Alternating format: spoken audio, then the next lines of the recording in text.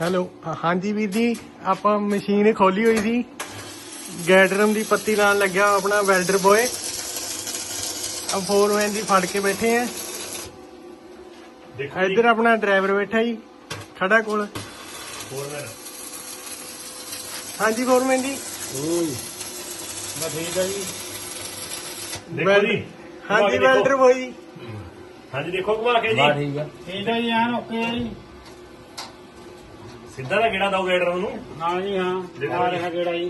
Welder नवा अब welder अपना नवा नहीं पुराना ही है, काफी टाइम हो गया काम करते ਨੂੰ। ਲਓ ਜੀ ਲੈਂਡਰ ਮਾਰੇ ਮੂੰਹ ਦਾ ਹੱਥ ਪੈਂਦਾ ਪੂਰ ਪੈਂਦਾ ਹੋਰ ਇੱਧਰ ਆਪਣੇ ਟੀਮ ਬਸ